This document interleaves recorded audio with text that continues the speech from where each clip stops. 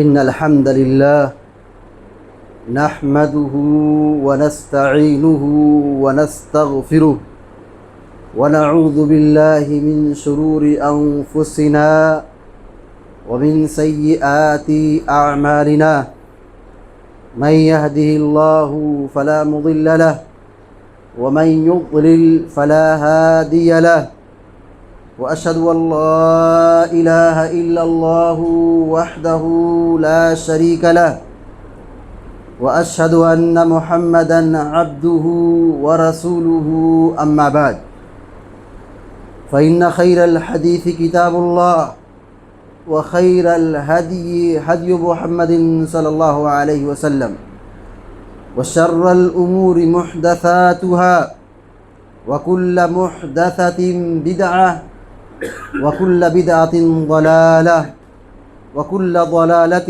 في النار. أعوذ بالله من الشيطان الرجيم. يوم نقول لجهنم هل امتلأت وتقول هل من مزيد وأزلفت الجنة للمتقين غير بعيد هذا ما توعدون لكل أواب حفيظ من خشي الرحمن بالغيب وجاء بقلب منيب ادخلوها بسلام ذلك يوم الخلود لهم ما يشاءون فيها ولدينا مزيد. حاضرین جمعہ، زکوٰۃ یہ اسلام کے بنیادی تعلیمات میں سے ہے، اسلام کے شعائر میں سے ہے، اسلام کے 5 ارکان ہیں، زکوٰۃ ان میں تیسرا رکن ہے۔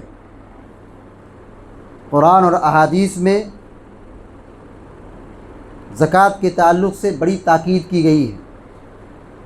خود آپ قرآن پڑھیں، 30 سے زائد مقامات پر زکوٰۃ کا تذکرہ موجود ہے۔ اللہ رب العالمین نے ہم سے پہلے کی شریعتوں میں بھی زکوٰۃ کا حکم دیا تھا، جس سے ہم اور آپ اندازہ لگا سکتے ہیں کہ زکوٰۃ کی اہمیت کیا ہے۔ حضرت عیسیٰ علیہ السلام کو اللہ رب العالمین نے انجیل عطا کی، اور بچپن میں وہ بول پڑے۔ ان کی آواز کیا تھی، ان کے کلمات کیا تھیں؟ اللہ تعالیٰ سورہ مریم کے اندر بیان فرماتا ہے، قال انی عبد اللہ۔ عیسیٰ علیہ السلام نے کہا کہ میں اللہ کا بندہ ہوں، اور اللہ نے مجھ کو نبی بنایا ہے، اللہ نے مجھ کو کتاب دی ہے۔ اور اس کے آگے کیا ہے؟ وَأَوْصَانِي بِالصَّلَاةِ وَالزَّكَاةِ مَا دُمْتُ حَيًّا۔ اور اللہ نے مجھے وصیت کی ہے، یعنی حکم دیا ہے نماز پڑھنے اور زکوٰۃ دینے کا۔ یہ عیسیٰ علیہ السلام کہہ رہے ہیں، یعنی ہم سے پہلے کی شریعت میں بھی زکوٰۃ کا حکم موجود تھا۔ اسماعیل علیہ السلام اللہ کے نبی ہیں، ان کے بارے میں قرآن کریم کہتا ہے وَكَانَ يَأْمُرُ أَهْلَهُ بِالصَّلَاةِ وَالزَّكَاةِ کہ اسماعیل علیہ السلام اپنے گھر والوں کو نماز کا حکم دیتے تھے اور زکوٰۃ کی تعلیم دیتے تھے۔ تو ہم سے پہلے کی شریعتوں میں زکوٰۃ کا حکم موجود تھا۔ تو ہماری اور آپ کی یہ ذمہ داری بنتی ہے کہ ہم زکوٰۃ کے معاملے میں غفلت کے شکار نہ ہو۔ آج بہت بڑا طبقہ زکوٰۃ کو اپنے لیے بوجھ سمجھتا ہے، زکوٰۃ کی ادائیگی میں سستی کرتا ہے، اور جس طرح زکوٰۃ نکالنی چاہیے اور مال کا جو حق ہے، بہت سارے مسلمان اس معاملے میں بہت لاپرواہی کے شکار ہے۔ اس سے پہلے کہ جمعے کے خطبے میں اس بات کی یہ وضاحت کی گئی تھی زکوٰۃ روک لینے کا کیا انجام اور نقصان ہے، اس پر کیا وعیدیں ہیں، اس پر کیا عذاب ہے۔ اور آج کے اس جمعے کے خطبے میں اس بات کی وضاحت کی جائے گی کہ زکوٰۃ کے فوائد کیا ہیں، زکوٰۃ نکالنے کا فائدہ اور فضیلت کیا ہے۔ سب سے پہلی بات یہ ہے کہ زکوٰۃ ہم نکالیں، اللہ رب العالمین کے حکم پر ہم چلیں، یہ جنت کا راستہ ہے، جنت میں لے جانے والا عمل ہے۔ جس چیز کا بھی اللہ نے حکم دیا ہے، شریعت نے حکم دیا ہے، اس کو ہم مضبوطی سے پکڑ لیں، اس پر پابندی کے ساتھ عمل پیرا ہو جائیں، یہ جنت کا راستہ ہے۔ پیارے نبی صلی اللہ علیہ وسلم کے پاس ایک صحابی آئے اور انہوں نے کہا کہ مجھے ایسا کام بتائیے کہ میں اس پر چلوں، اس پر عمل کروں تو میں جنت میں داخل ہو جاؤں، مجھ کو جنت مل جائے۔ اللہ کے نبی صلی اللہ علیہ وسلم نے فرمایا تعبد اللہ ولا تشرک بہ شیئا، ایک اللہ کی بندگی کرو، اس کے ساتھ کسی کو شریک نہ ٹھہراؤ، توحید پر قائم رہو، صحیح عقیدے پر چلو۔ اس کے بعد فرمایا وتقیم الصلاۃ وتؤتی الزکوٰۃ وتصل الرحم، کہ تم زکوٰۃ نماز پڑھو، زکوٰۃ دو اور رشتہ داروں کے ساتھ اچھا سلوک کرو، صلہ رحمی کرو۔ 4 کام آپ نے بتلایا، ایک اللہ کی بندگی، صحیح عقیدے کی پابندی، نماز کی پابندی، زکوٰۃ کی ادائیگی اور رشتہ داروں کے ساتھ اچھا سلوک، صلہ رحمی۔ ان کام کے کرنے پر اللہ کے نبی صلی اللہ علیہ وسلم نے جنت کی بشارت دی۔ دوسری روایت میں کیا ہے کہ اللہ کے نبی صلی اللہ علیہ وسلم نے جب یہ بات بیان فرمائی تو وہ آدمی کہنے لگے کہ اللہ کی قسم میں اس پر چلوں گا، اس میں نہ کچھ کم کروں گا نہ اس میں اضافہ کروں گا، جیسے آپ نے بتلایا ویسے ہی عمل کروں گا۔ آپ نے کیا بشارت دی؟ آپ نے کہا جس آدمی کو یہ خوشی ہو کہ وہ دیکھے جنتی آدمی کو، کسی آدمی کو خوشی ہو کہ وہ جنتی آدمی کو دیکھے تو اس آدمی کو دیکھ لے، جنتی آدمی جا رہا ہے۔ کس بنیاد پر آپ نے جنت کی بشارت دی ہے؟ زکوٰۃ کی ادائیگی کی بنیاد پر، صحیح عقیدے کی پابندی کی بنیاد پر۔ حجۃ الوداع کے خطبے میں اللہ کے نبی صلی اللہ علیہ وسلم نے بہت ساری باتوں کی تعلیم دی، اس میں سے ایک تعلیم یہ تھی جو سنن ترمذی کی اور مسند احمد کی، مستدرک حاکم کی صحیح روایت ہے، شیخ البانی رحمہ اللہ نے سلسلۃ الاحادیث صحیحہ کے حدیث کو ذکر فرمایا ہے۔ آپ نے فرمایا خطبہ حجۃ الوداع کے اندر اتقوا اللہ ربکم، اے لوگو اپنے رب سے ڈرو، اللہ کا تقوی اختیار کرو، وصلوا خمسکم، 5 وقتہ نماز کی پابندی کرو، وصوموا شہرکم، 1 مہینے کا روزہ رکھو، رمضان کا روزہ رکھو، وأدوا زکاۃ اموالکم، اور اپنے مال کی زکوٰۃ دو، وأطیعوا ذا امرکم، اور اپنے ذمہ داروں کی اطاعت و پیروی کرو، تدخلوا جنت ربکم، اپنے رب کی جنت میں داخل ہو جاؤ۔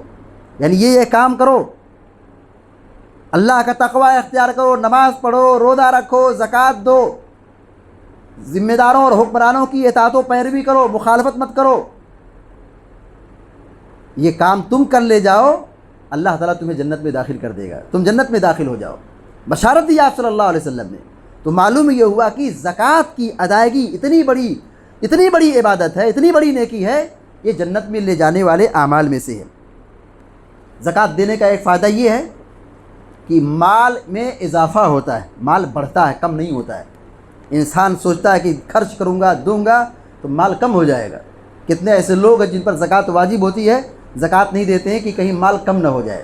اللہ تعالیٰ فرماتا ہے وَمَا آتَيْتُم مِّن زَكَاةٍ تُرِيدُونَ وَجْهَ اللَّهِ فَأُولَٰئِكَ هُمُ الْمُضْعِفُونَ، کہا تم جو بھی زکوٰۃ اللہ کی رضا کے واسطے نکالو گے، دو گے، خرچ کرو گے، اللہ تعالیٰ کہتا ہے یہی وہ لوگ ہیں جن کو زیادہ دیا جائے گا۔ مال بڑھتا ہے زکوٰۃ دینے سے، مال کم نہیں ہوتا ہے۔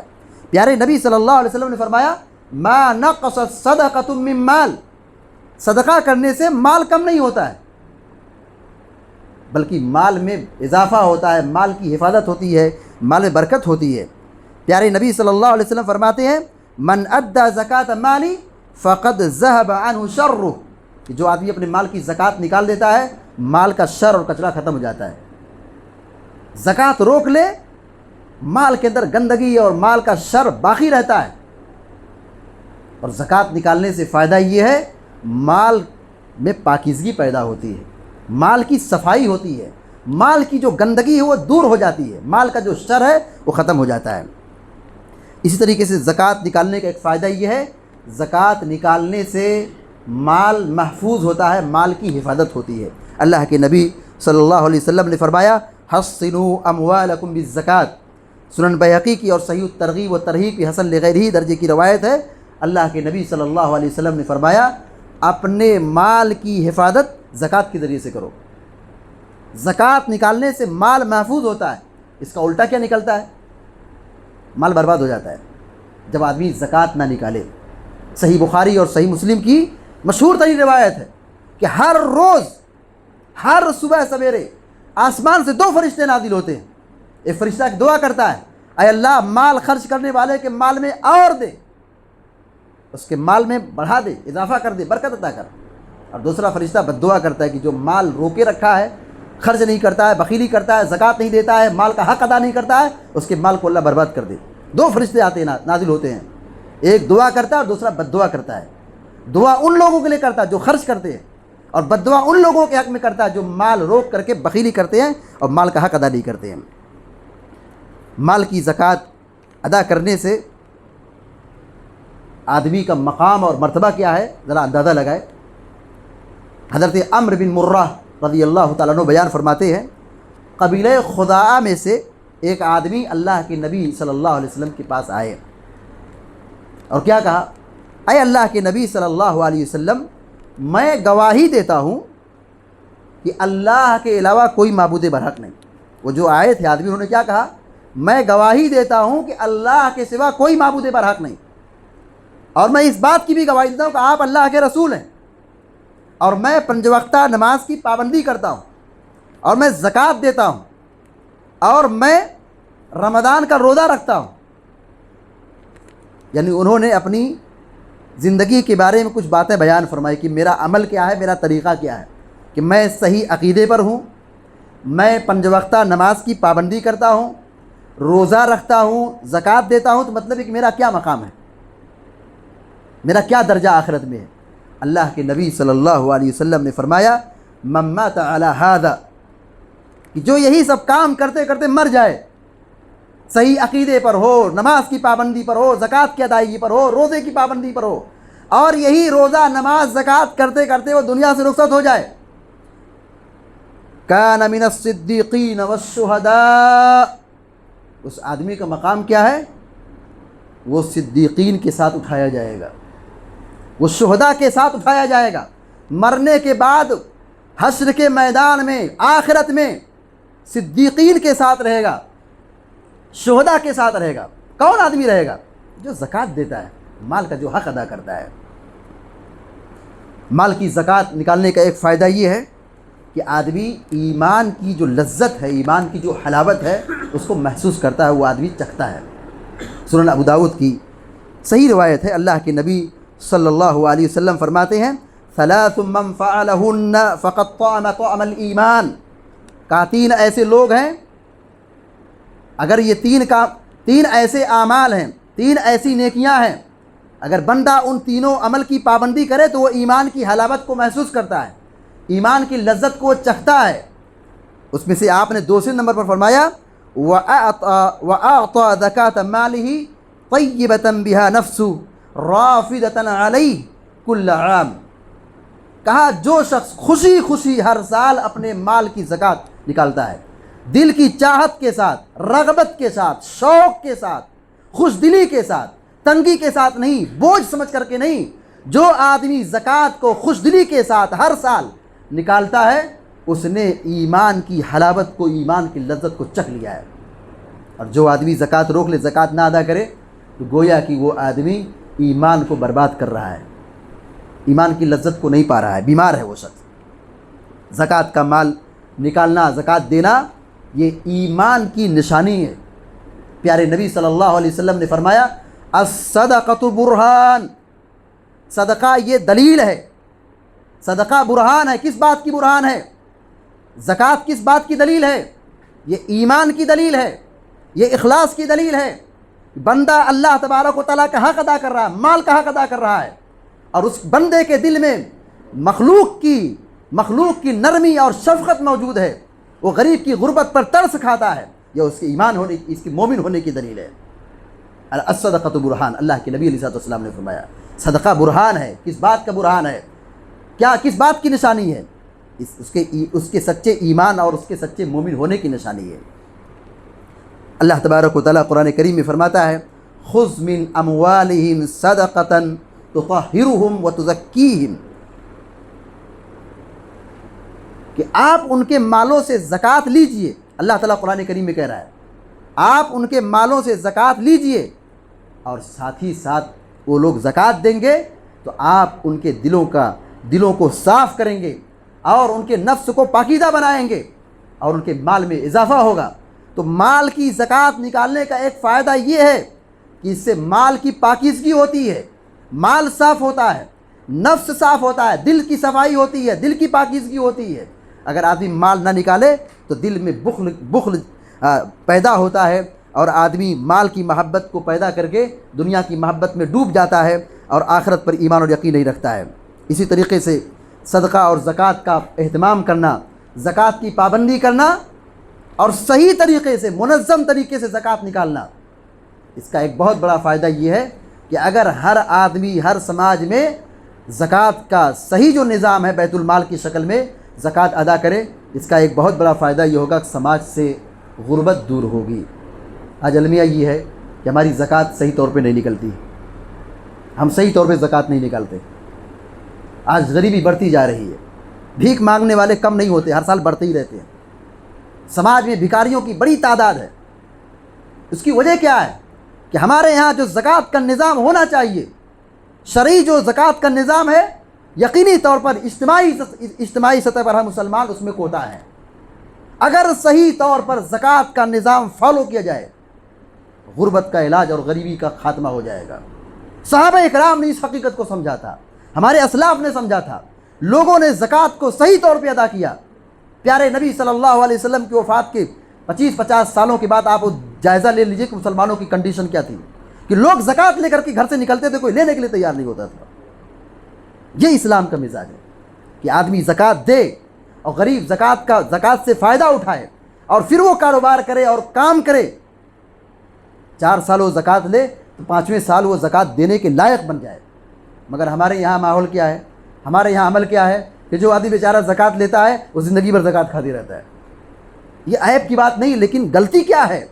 غلطی ہمارے سماج کی یہ ہے کہ ہماری زکوٰۃ کا جو صحیح نظام ہونا چاہیے، اسلامی جو کنسپٹ ہے، اسلامی جو نظریہ ہے، ہم اس پر پابندی نہیں کرتے ہیں، اس کو فالو نہیں کرتے ہیں۔